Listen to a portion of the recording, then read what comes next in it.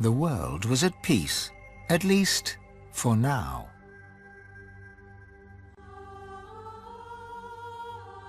With its significance as the seat of divinity diminished, Arx fell into decline, and within 7 generations had emptied. Few were as prepared for the new world as the lizardkin of the ancient empire. With power spread equally throughout the world, the advantage lay with those who knew how to steal it, and at this the lizards excelled.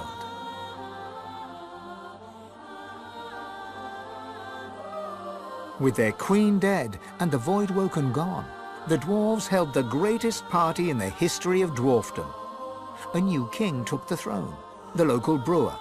6 days later, he was stabbed to death with a mutton fork.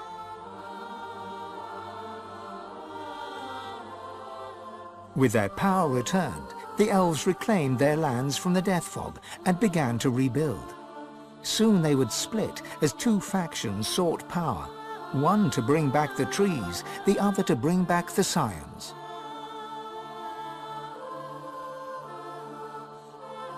A dwarven joke did the rounds. It ends with the punchline, "So Lucian dropped the death fog on them again."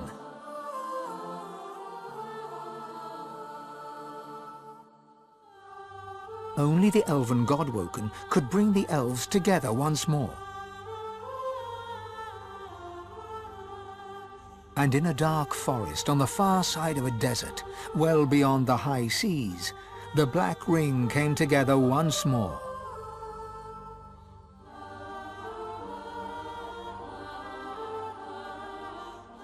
The island of Fort Joy, the old redoubt of the Source King Brachus Rex, was turned over to the people of Driftwood to use as they wished.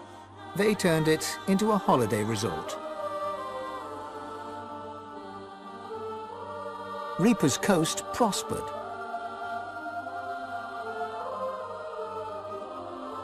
The fisheries returned, and the fertile farmlands produced the greatest harvests the surviving farmers had ever seen.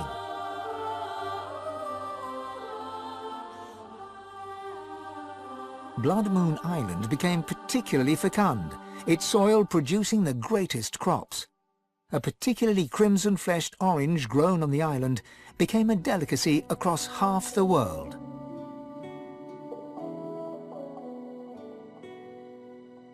The black pits took fire. The oil there burns still.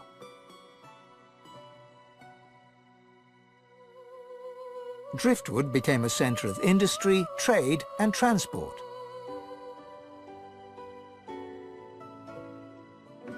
Lohar the dwarf became mayor. His time in office was cut short by an unfortunate wound that spontaneously appeared on his neck.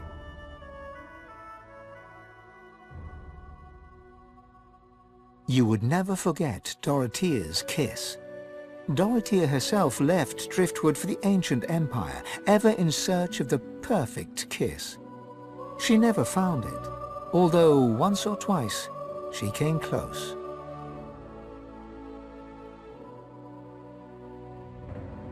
The nameless isle had vanished. Although only open water remained, by instinct ships would steer clear. None of the captains could articulate why. Millennia later, adventurers would come in search of the legendary divine city of Arx and the crypt of the great Lucian. None would pass the path of blood. Sir Gareth thanked the surviving Seekers for their service and gave them their freedom. Disillusioned with the rising chaos, he set out alone to find a new purpose. He would never stop seeking. Young Han went into the theatre and became one of the realm's most popular actors. With no new divine, Malady found herself in a predicament. She had an important problem to solve, but no ally strong enough to call upon, and so her search continued. Having performed the greatest act of necromancy in history, Tarquin found the new world unchallenging. He became obsessed with rumors of another plane of existence. One day he vanished and was never seen again.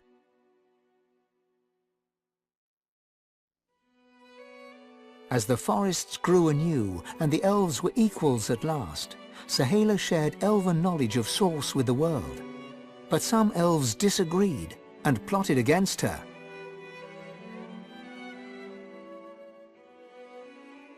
Chief amongst her opponents was Tova, Sahala's own mother.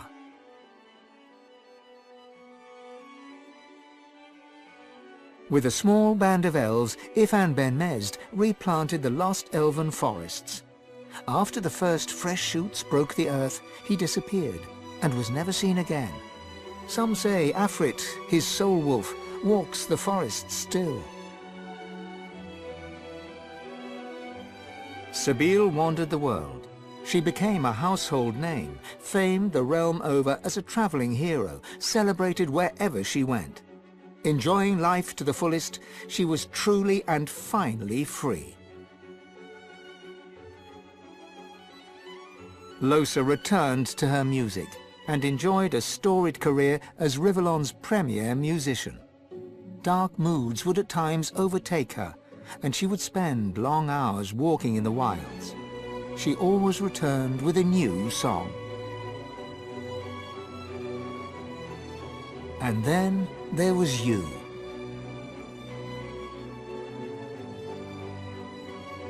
You returned to the world a sorcerer among many.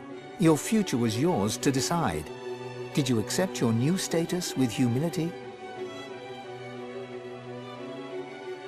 Only you know the truth. Only you know if you atone for your sins.